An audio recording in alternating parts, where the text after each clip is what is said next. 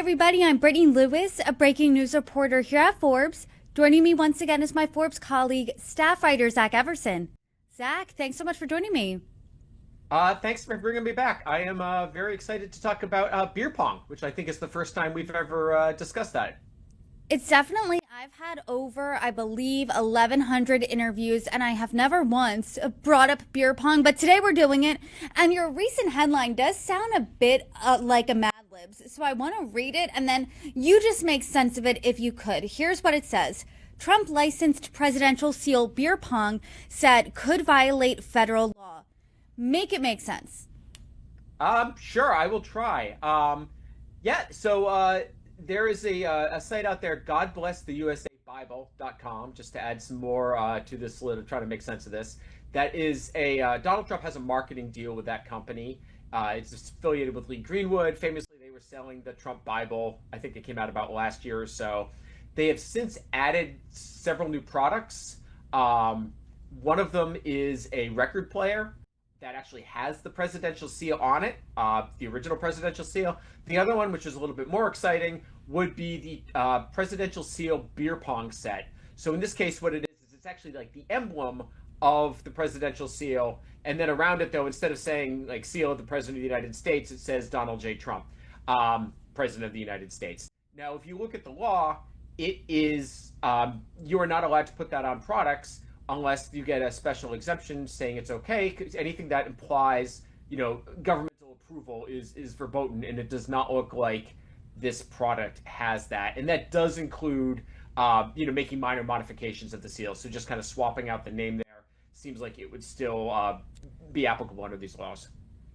And so let's say you are found to have violated the federal laws surrounding the presidential seal. What usually is the punishment? Well, no doubt Pam Bondi is assigned her toughest attorneys on this one. It's not much, it's really not much. The most notable case that I came across was during the presidency of George W. Bush. The Onion used the presidential seal on, I think it was some satirical presidential radio addresses, and they got a cease and desist. So that is probably the extent of it. Does not seem like anything would happen under normal times. And now, when you've got the president himself putting the presidential seal on ping pong balls, seems even less likely that anything's going to come of it. And you and I have talked about this before, the presidential seal being displayed at other places like President Trump's golf clubs, but never a beer pong set. So how is this different than the times that we see it at his clubs? It's always a first. People ask, like, do you get bored covering Trump all the time? It's like, no, you don't, because it's going to be something new. One day you're working on golf clubs, the next day it is beer pong. So what's different here is that it's actually merchandise for sale. The other places we've seen it would be, I think it's about 5 or 6 golf courses where it is used as a marker out on the field. At the one in DC, it is actually hanging up in the dining room. But this is the first place that I have seen it anyways, on a product for sale. So that is a new step forward in the marketeering of the presidency. And President Trump before has said that he doesn't drink, but his name, image, and likeness is on a beer pong set. I mean, does the money from the sale of these sets go directly into his pocket?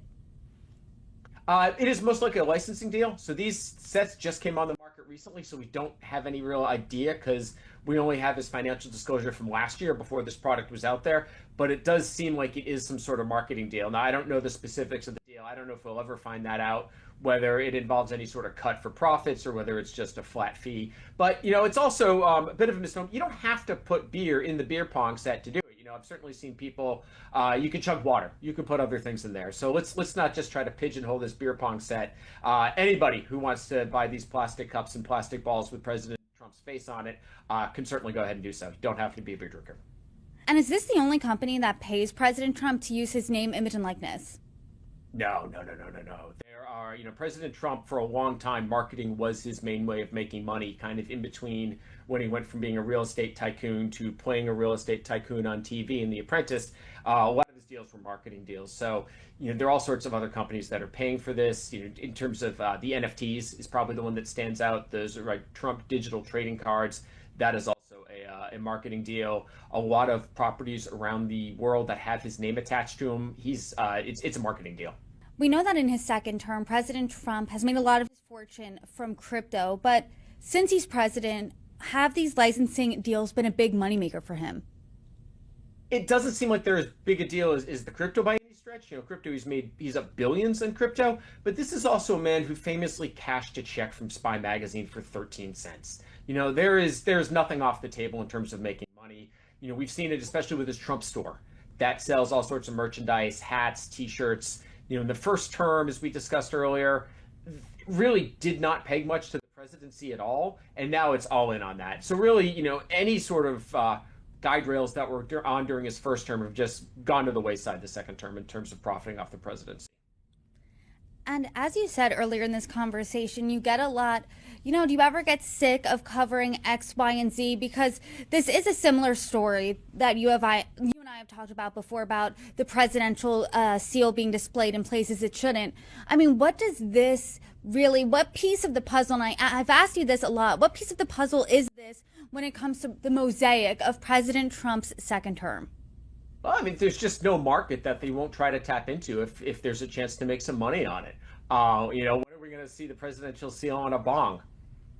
A joke, but can it really be ruled out? Not really. Well, I'm sure every time the presidential seal crops up, you will be diligent in reporting on it. Zach Everson, I appreciate the time. Thanks for having me back.